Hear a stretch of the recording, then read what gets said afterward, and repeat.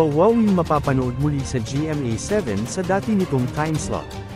Nag-post nga ng video ang buong staff ng Wawawin sa kanilang Facebook page na malapit na.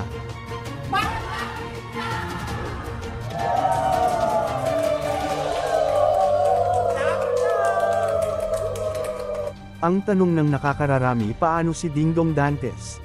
Paano ang show niyang Family Feud? Nagpaalam na rin ang Kapuso host at aktor na si Dingdong Dantes sa kanyang show na Family Feud, kung saan binahagi niya na mahigit 1 taon din tayo magkakasama, na magpapahinga na ang show niyang Family Feud. Mahigit 1 taon na tayong magkakasama. Araw-araw, nakikihula at nakiki-good answer kayo habang nanonood ng ating programa. We'll take a short break, pero babalik po kami.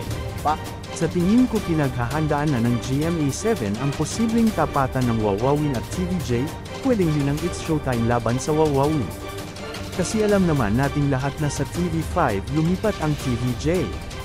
Sa TV5 ay napapanood ang It's Showtime nila Vice Ganda, nakatapat ng Itbulaga nila Paolo Conti sa GMA7.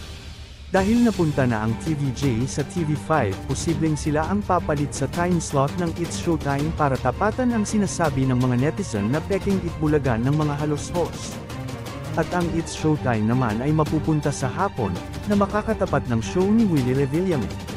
Matatandaan na mataas ang ratings ng Wawawin sa GMA7, umalis lang ito dahil sa utang na loob sa pamilyang Bilyar.